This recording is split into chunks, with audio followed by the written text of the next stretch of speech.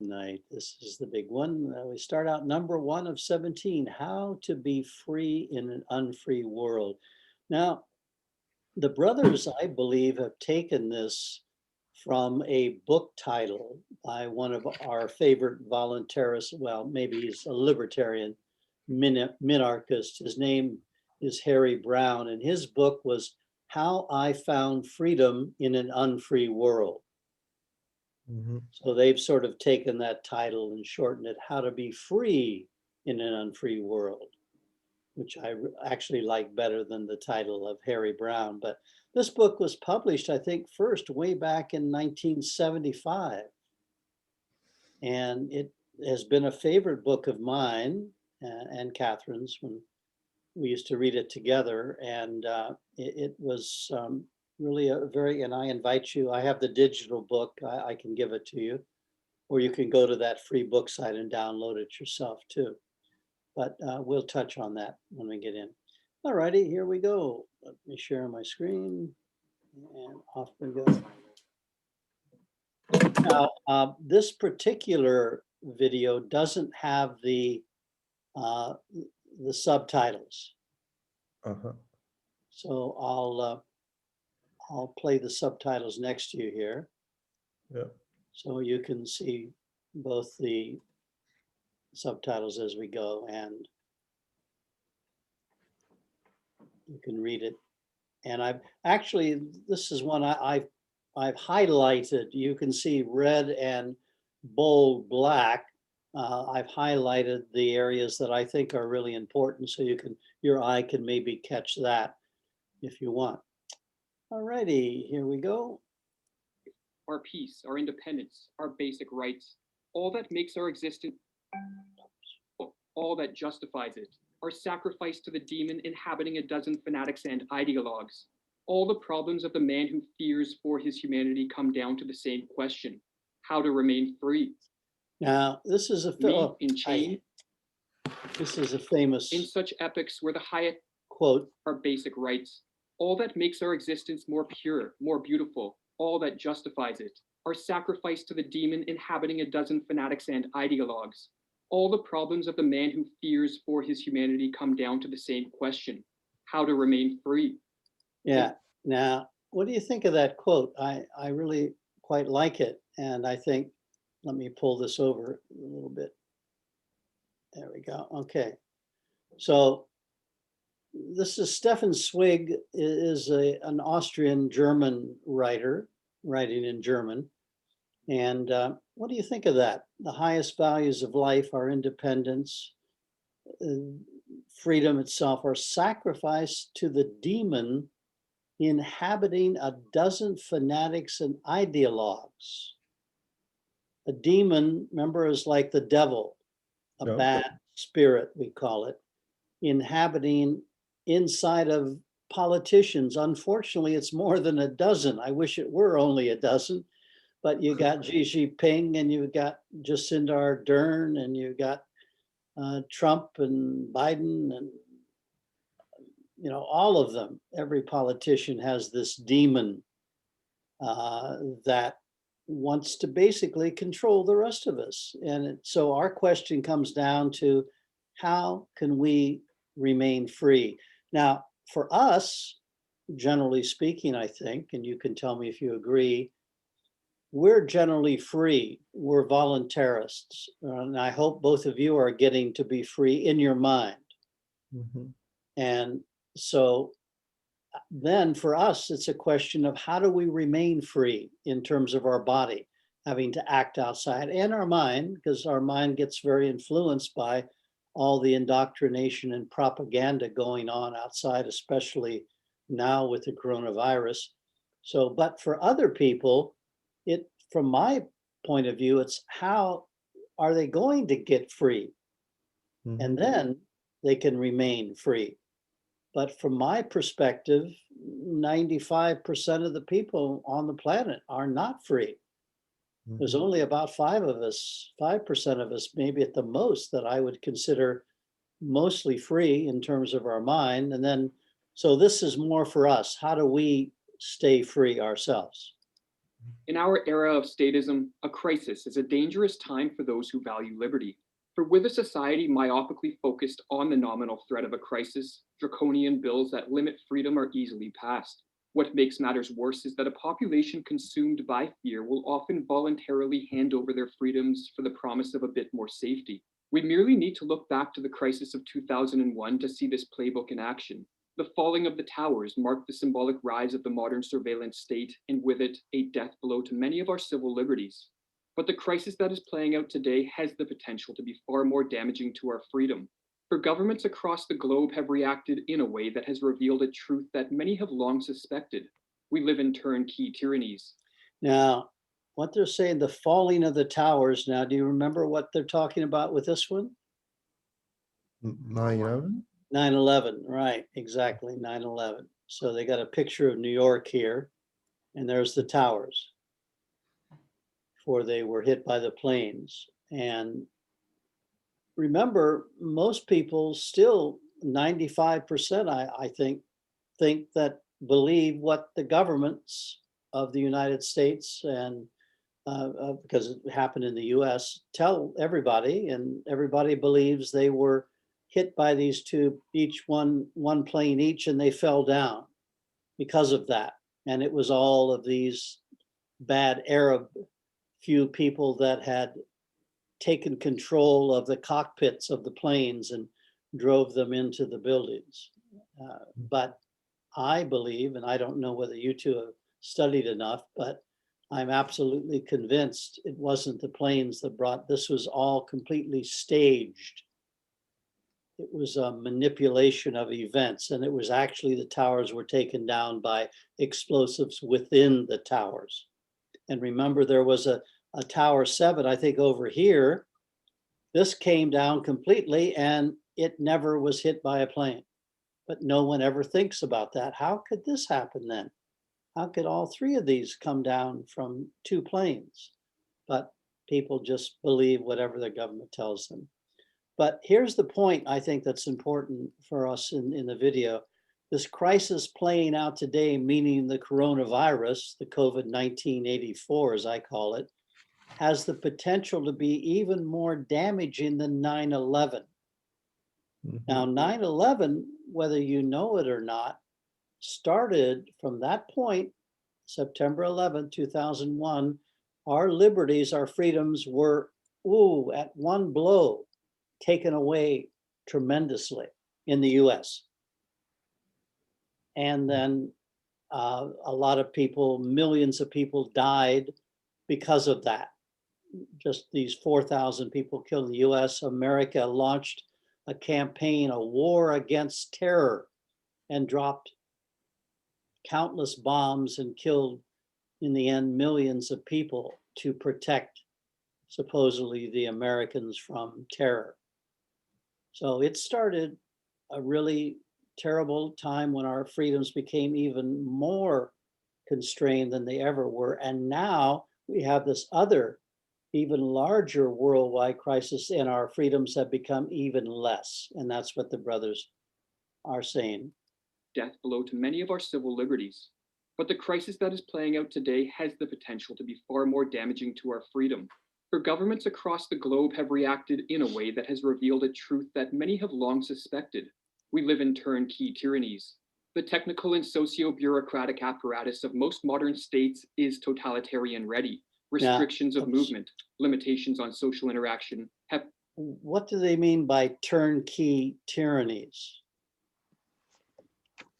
Now, you know, tyranny means total totalitarian government, dictatorship, like when Mao or Hitler or the Pol Pot or Stalin or North Korea. That's a tyranny. Now, turnkey, I don't think you'll know this word. Turnkey means when everything is ready for you. It means like when you get an Airbnb room. Remember, Raymond, when we went to our Taranaki? Yeah, we have a key, we open the door, everything is ready. You know, there's food in the fridge and the beds are all ready. So it just means turnkey tyranny. they're waiting. All governments are just waiting for a crisis to happen. It's all set up. Everything is ready. Turnkey tyranny, a good way to put it. Heavy-handed control of business, neighbors encouraged to snitch on each other, incessant paternalistic propaganda, and all of this heaped on top of an already intrusive surveillance state, and what we have is a form of totalitarianism in action. Some may say that desperate times call for desperate measures, but all totalitarian regimes use the claim of desperate times to justify their heavy-handed measures. But even if this time is truly different and the fate of mankind somehow rests on the imposition of totalitarian rule, the question then becomes when, and to what degree, will we return to times not deemed desperate by the powers that be? Perhaps this threat will subside, but what about the next threat? And what about the potential for crises that are manufactured to instill fear in us for the direct purpose of manipulating us? Are we as a society astute enough to tell the difference? Will the media alert us to this danger? For history is littered with examples of fear being weaponized and used to empower some by manipulating others. And I'm afraid that this time of the coronavirus scam pandemic, this is not going to let up. This is not, I mean, it didn't let up from 9/11, but it's even going to be much worse than that. Because already in the north, in the west, not in China, Paul, but they're, and not in New Zealand, and Australia just got out of it, but they're locking down everything. In spite of the best scientists stepping forth and saying there's absolutely no science to justify what you're doing. And they have this new vaccine going everywhere now. And the top scientists again are saying, no, there is no reason for this vaccine and it's very unsafe. Yet no one is listening. The government has the media by the throat and the people just hear what the government wants them to hear. And many of the governments are just saying now, well, this is not going to, you're going to have to wear your mask and social distance even when you have the vaccine into the next years. That's actually what they're saying now. A lot of the governments, this is not going to change. You're going to have to keep wearing your mask and social distance and stay at home more or less. And then if it breaks out again, we have to lock you down. And so this is what the brothers are saying here. And this Joanna Burke here, fear, that's the point. That's how they can control them. Or as Joanna Bork writes in her book, Fear, A Cultural History, fear is manipulated by numerous organizations with a stake in creating fear while promising to eradicate it. Fear circulates within a wealthy economy of powerful interest groups dependent upon assuring that we remain scared. Theologians, politicians, the media, physicians, and the psychological services depend on our fright. Despite the proliferation of discourses about fear, its eradication has never been seriously countenanced. Substitution of fear-inspiring discourses, rather than obliteration, has been the goal. Now, I think maybe you two, but you can tell me, did you feel really fearful about the virus? Did either of you feel really scared and like it was going to be really bad and you had to watch and at first say? Only a few times I felt. Right. At first, when they were saying it, all the government Yeah. was talking about it, right? Yeah. Yeah. Yeah. How about you, Ray? Were you that way? I was feared. I felt fearful at the first time. It's not because of the government talking. It's just based on the news. Yeah, mainstream news. Right. Yeah. Well, I wasn't too much. I was a little cautious at first, and I wanted to see what was going to happen, but I could see what was coming.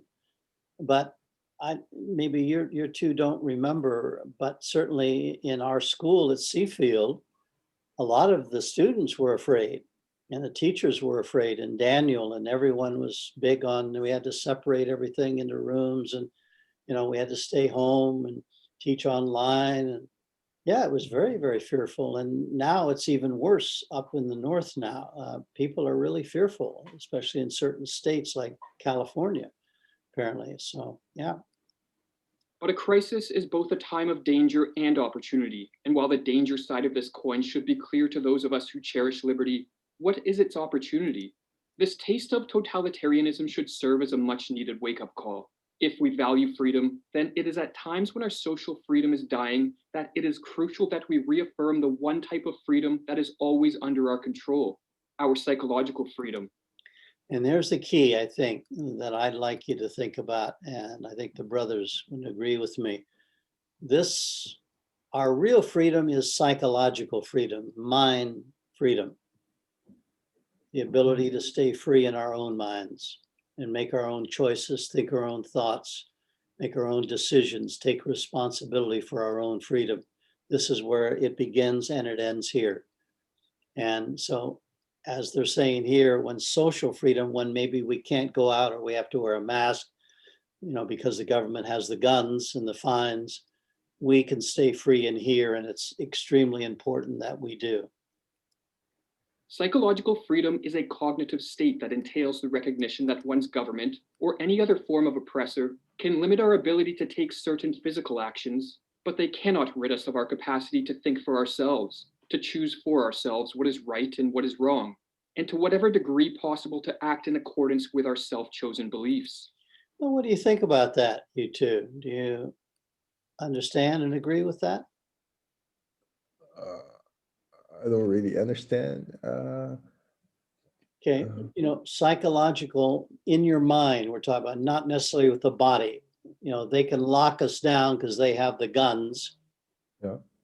But they can't lock our minds down unless we allow them to. We can stay free here. Yeah. And that's the key. The cognitive means knowing state.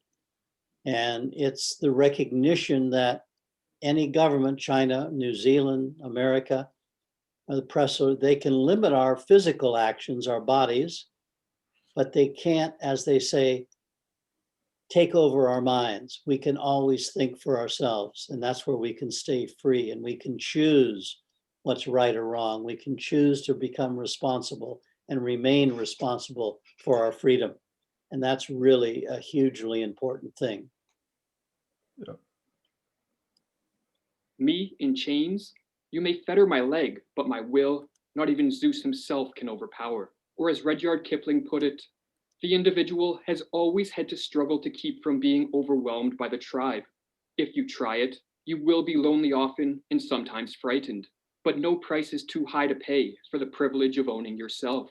Now, that's one of my favorite quotes. I think you've heard it before. The brothers play it a lot, and I use it a lot. It's really, really brilliant. So a lot of people put this to Nietzsche, but it was Rudyard Kipling, who's an English writer. And I really like this one, and this is going to apply to you too throughout your life as voluntarists. You're going to have to struggle from being overwhelmed by the collective, the tribe, because they'll want you to conform. They'll want you to think their thoughts. And as he says here, if you try it, you're going to be lonely and sometimes frightened. But he thinks, and I agree, no price is too high for the privilege of owning yourself, not allowing anyone else to own your mind. In a politically unfree world, asserting our psychological freedom does not require that we openly flaunt the immoral laws of the state.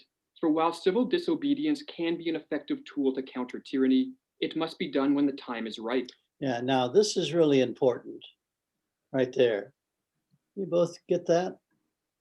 When the governments start to lock us down, they've got the guns, and unless we want to be martyrs, we call, just go out with a gun and try to, do it and then be killed. We're going to have to obey in terms of our bodies.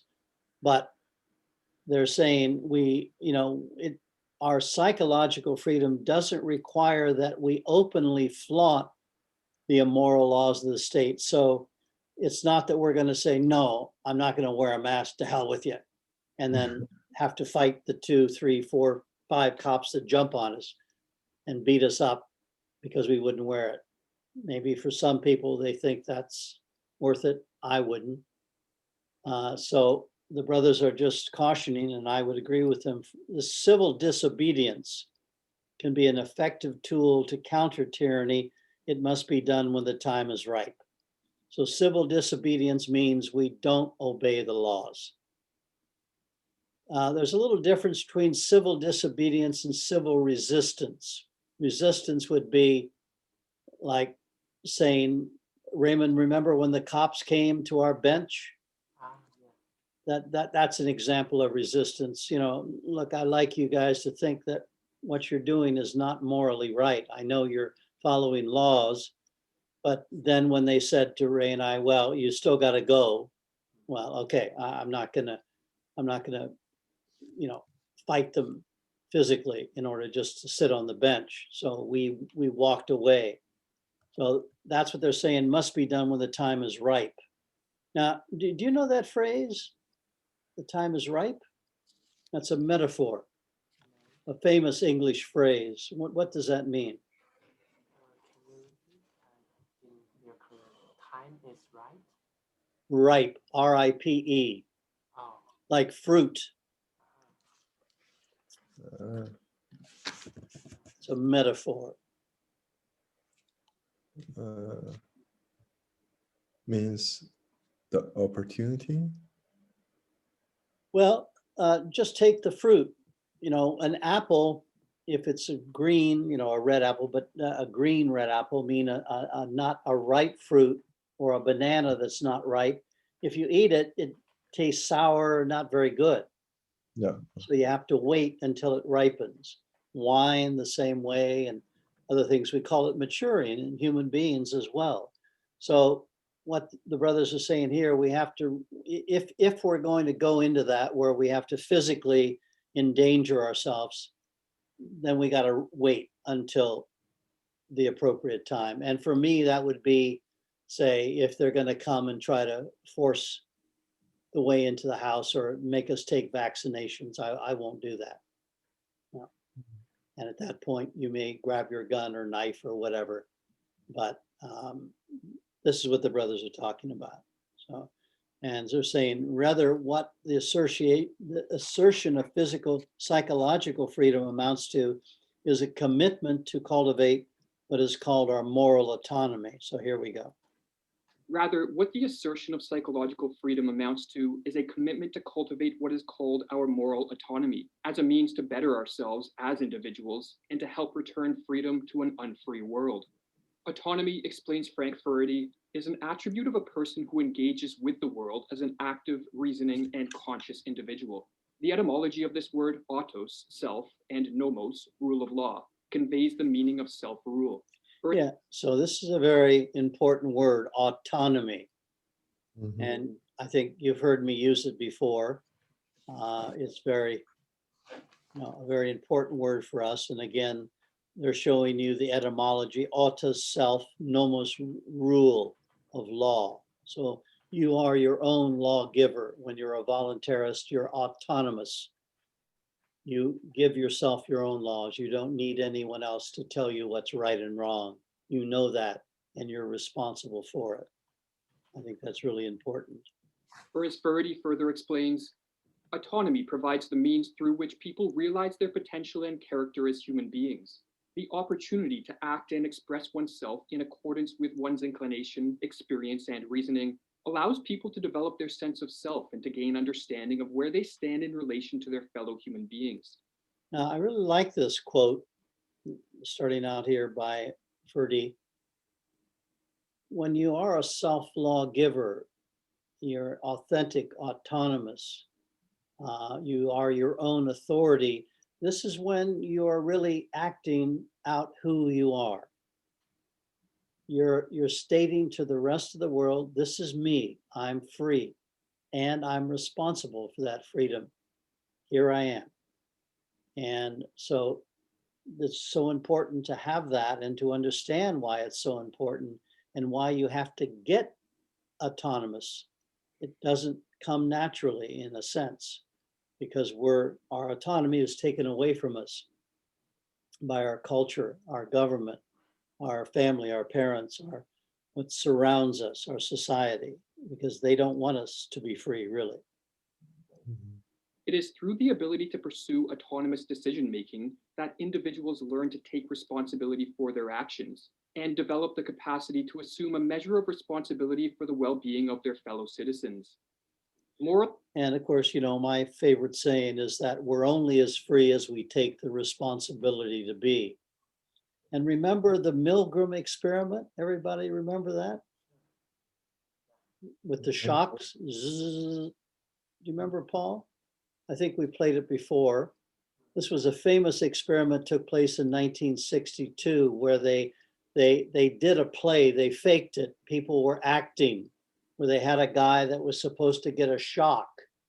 And the experimenter in the white coat telling the teacher, who was the person that didn't know what was going on, you're playing a psychological study, and you have to punish a person when they get the wrong answer to see whether they learn better. So it was just to set up to see how far people would go hurting another fellow human being just by being ordered to do it by a person in a white lab coat that stood for authority. And remember, 2/3 of them went all the way to 450-volt shocks that could have killed the person, even with the person screaming, "Stop, stop," and no one holding the gun to their head. And they did it because they could give responsibility over to that person in the white coat. Are you going to take responsibility for this? Yes, yes, we take responsibility. And you could see them because we have the old videos back in 1962. A lot of these people were really obviously disturbed by it. They could hear the screaming human being and they could identify with the pain they were inflicting. Yet this one authority in this white coat simply telling them, you must continue, you must continue. And they continue, 2/3 of them.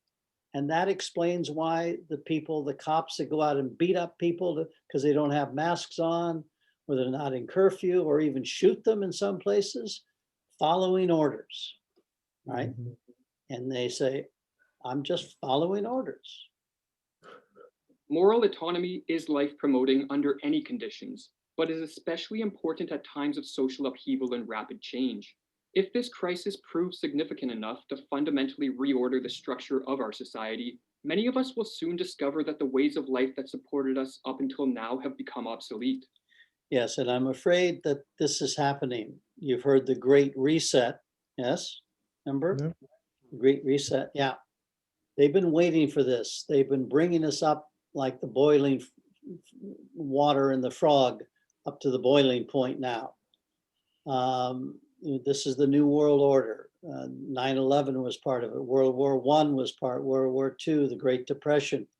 Each crisis, each war brings us up to this point where they're going to have total control in terms of a world government through the UN and the World Economic Forum.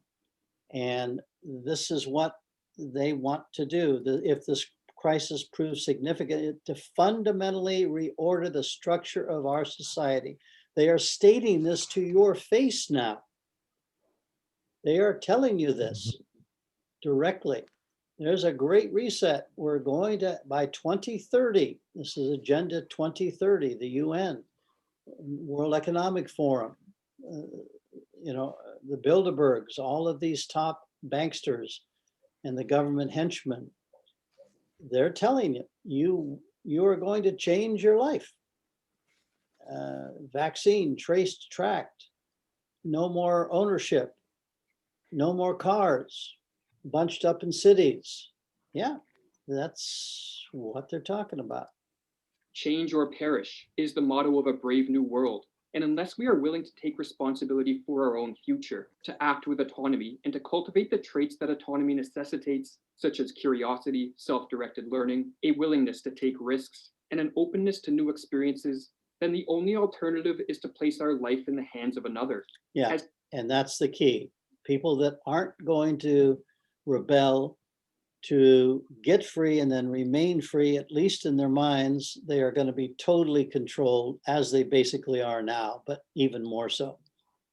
And by the time that they really see they are controlled physically through their lax mental mind, it will be too late. As state power grows and as governments become increasingly paternalistic, many people turn to politicians and bureaucrats to take care of them. But we take this step at our own peril, for as Jung explains, the increasing dependence on the state is anything but a healthy symptom. It means that the whole nation is in a fair way to becoming a herd of sheep, constantly relying on a shepherd to drive them into good pastures. The shepherd's staff soon becomes a rod of iron, and the shepherds turn into wolves. Any man who still possesses the instinct of self-preservation knows perfectly well that only a swindler would relieve him of responsibility. Those who promise everything are sure to fulfill nothing, and everyone who promises too much is in danger of using evil means in order to carry out his promises. Now, this is Carl Jung, and he's saying, you know, we often use, remember that metaphor of sheeple, we call the people sheeple, remember? Followers of the herd, Nietzsche's herd people, the collective, the group, conformity, obedience to authority, follow the leader, yes. And unfortunately, this has been the historical default setting of most people. Strengthening our moral autonomy is not only survival promoting in a rapidly changing world, but is also necessary if we are to take part in the task that many philosophers have deemed our highest end, namely self-creation. Self-creation, or what amounts to the unfolding of inner potentials as we strive to become a more whole version of ourselves, requires the exercise of our moral autonomy. For as Nietzsche wrote, nobody can build the bridge for you to walk across the river of life, no one but you yourself alone. There are, to be sure, countless paths and bridges and demigods which would carry you across this river, but only at the cost of yourself. You would pawn yourself and lose. This is a very good quote by Nietzsche. And remember, we call it self-actualization, remember? This was the Maslowian concept that we create ourselves. We become our own authority. And I always like that. I have, you know, the symbol for gold. You all know the symbol for gold, AU, right? Chemical, remember the table of elements, AU. Paul, do you remember your chemistry? Yeah, I can't remember. What's the Chinese, Ray, for AU? 就元素周期表里面的那个 AU 就是金子。 I can't really hear you. Yeah, you're very faint, Ray.啊 ，OK，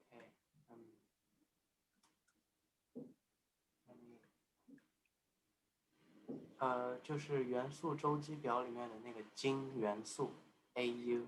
Ah, I know that now. Yeah. Right. Yeah. So if you notice, autonomy is spelled with an AU. 嗯哼， Authentic is spelled with an AU. They both mean self, the Greek etymology of the self word, autonomy, authentic. Autonomy, self-lawgiver. Authentic, self-doer, self-relier. Then we come down to author, AU. You write your own script. You create yourself, and then AU, authority. So these are the four gold standard words: autonomy, authenticity, authorship, and authority are gold standard of the free, responsibly free person. And as Nietzsche is inspiring you, that he says, nobody can build this bridge. You've got to do it yourself.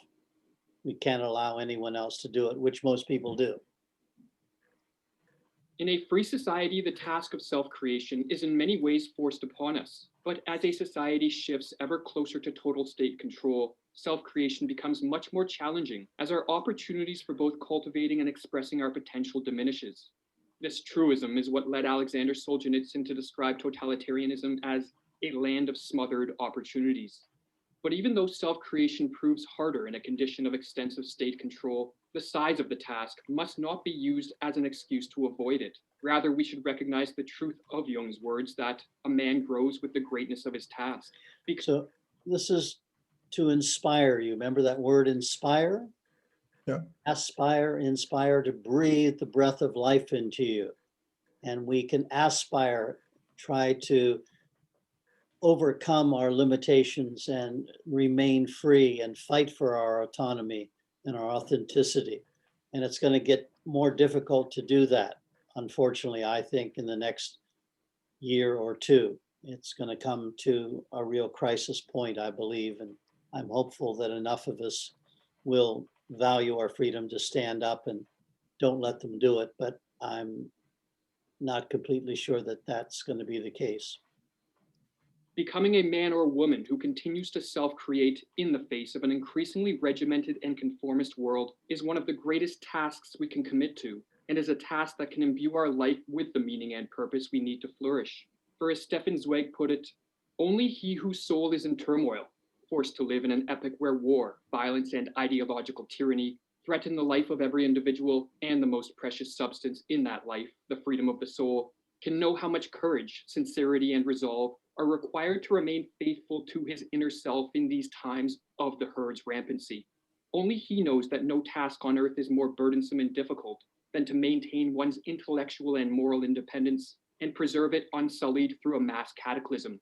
Only once he has endured the necessary doubt and despair within himself can the individual play an exemplary role in standing firm amidst the world's pandemonium. And that's what you two are going to have to do as it gets rougher, to protect your freedom, to stay free in an increasingly unfree world. It's going to demand a lot of you, more than you've ever had put upon you.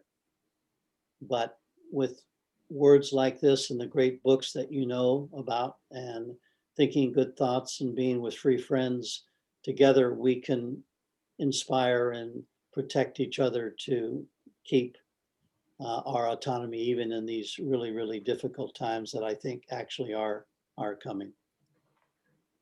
Asserting our moral autonomy and doubling down on our psychological freedom has benefits that extend beyond the merely personal. For in choosing to retain our status as a free man or woman, and in striving to behave in ways that reflect this, we become a force that pushes the world back in the direction of freedom. For contrary to what statist propaganda teaches, freedom cannot be imposed on us from above, nor is it created or destroyed at the ballot box. And you may remember that I think our 3 or so videos ago was "We Can't Vote Our Way to Freedom" was the name of one of the videos. So from our voluntarist viewpoint, democracy is democracy, the power of the demon. And it's just what Robert Higgs would call participatory fascism. It doesn't really give us freedom in the end. And where we are now is a good example of that. All of the democracies are turning totalitarian. Freedom emerges at a societal level when enough of us recognize its value and structure our lives accordingly. Or as Butler Schaefer explains, you and I can bring civilization back into order neither by seizing political power nor by attacking it, but by moving away from it, by diverting our focus from marbled temples and legislative halls to the conduct of our daily lives. The order of a creative civilization will emerge in much the same way that order manifests itself through the rest of nature, not from those who fashion themselves leaders of others, but from the interconnectedness of individuals pursuing their respective self-interests. Yeah, he's one of my favorite writers. He's dead now, Butler Schaefer. But I think this is a very inspiring quote. And what Butler is trying to get to us is that we can do it, and we are the only ones that can do it, individuals that interact freely, voluntarily with each other.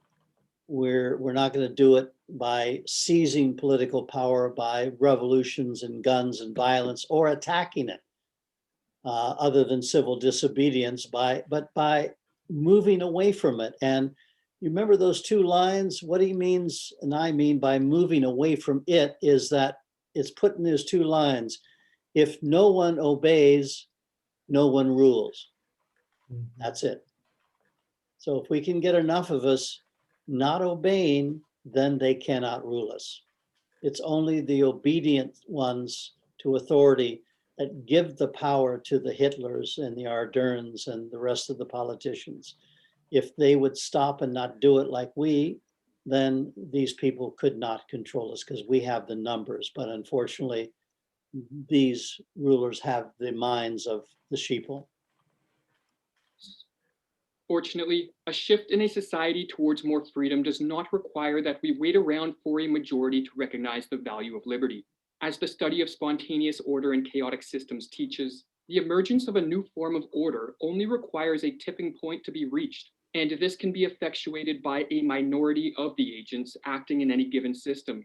Now, this is a hope, and I have this hope too, but now this is chaos theory, chaotic systems. You remember we call it tipping point?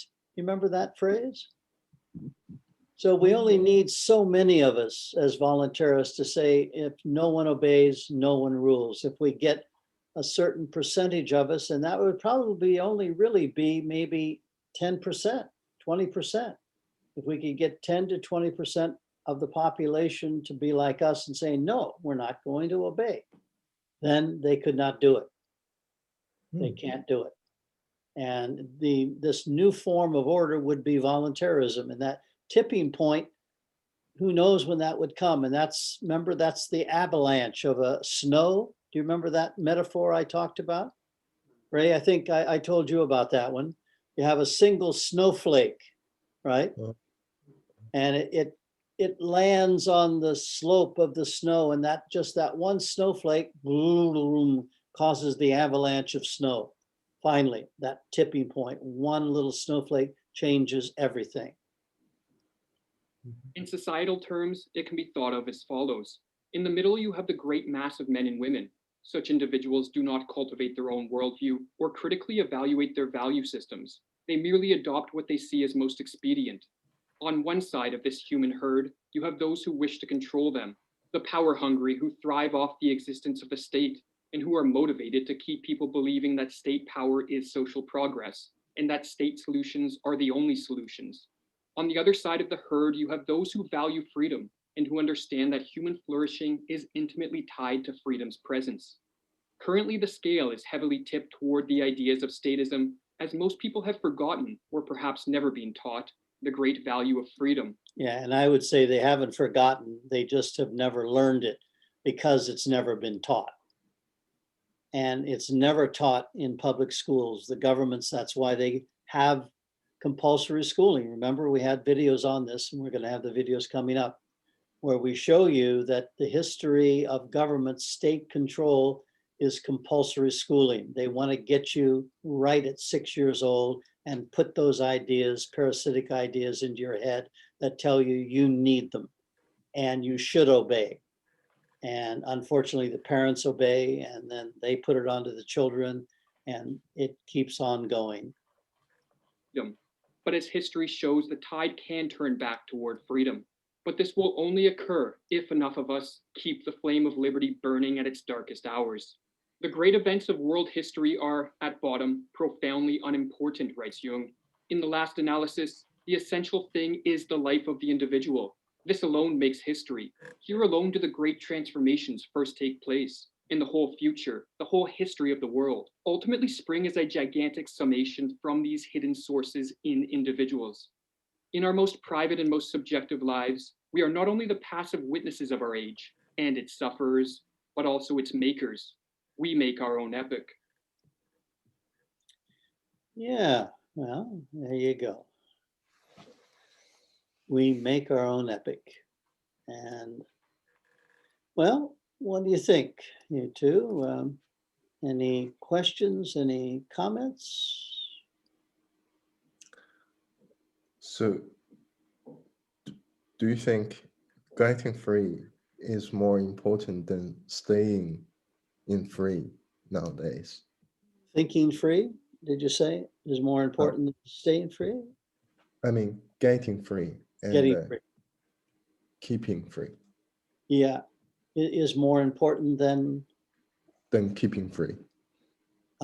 okay, well, in English, well, you're sort of saying the same thing. Maybe there's two ways to approach it. We first have to get free. Yeah, that's the secret.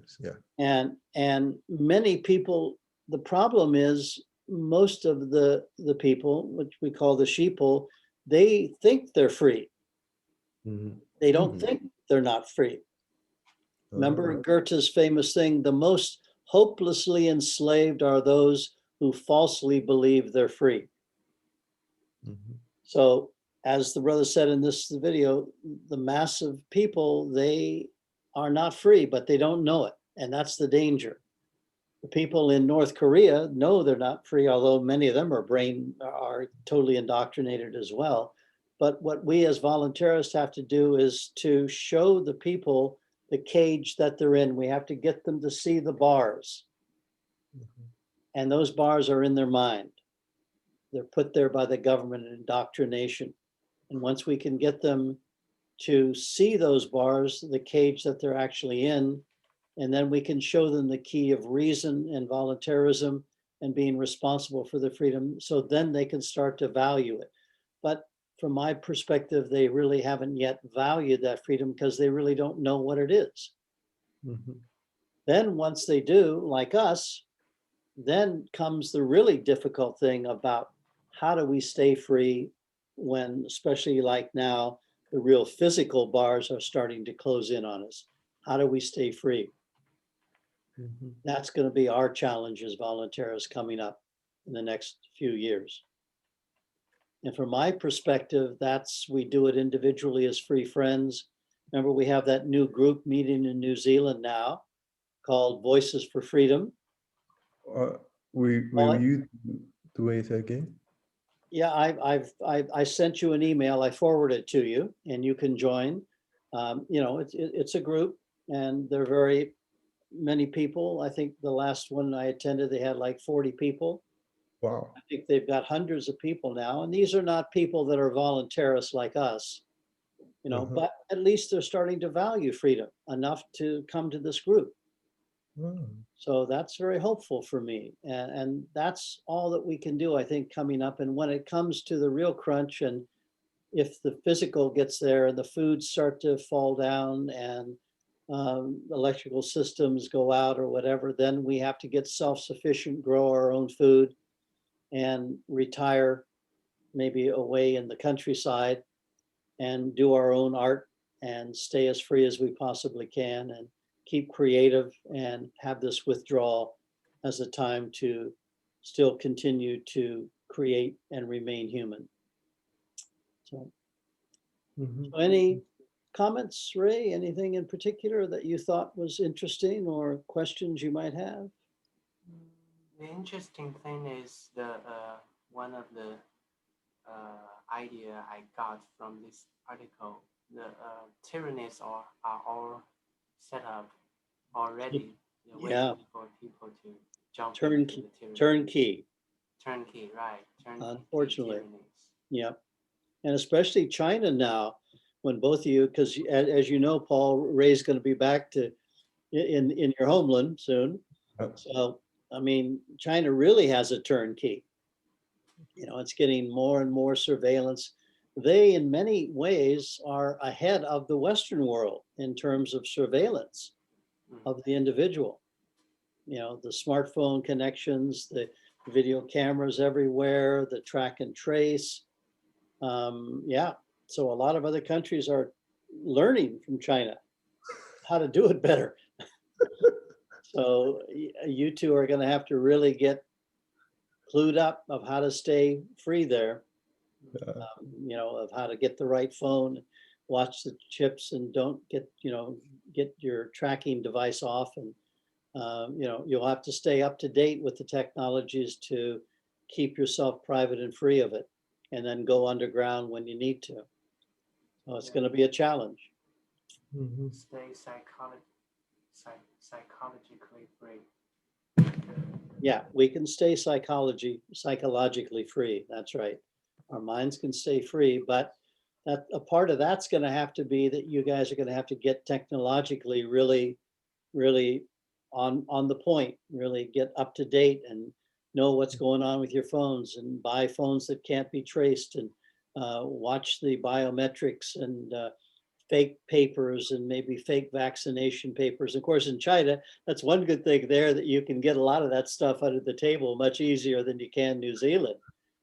I mean, I'm assuming it's still that way in China. I think it probably will be, because you're quite inventive, you Chinese, to get under the thumb of the tyrant. You know, this is what I liked about China.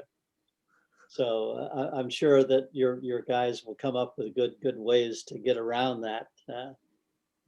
But yeah, I think this is really one of their best videos, and it's the one I start off with because it's for now. It's for now. Okay, well, stay free, and stay responsible for it. See you. See ya. Yeah.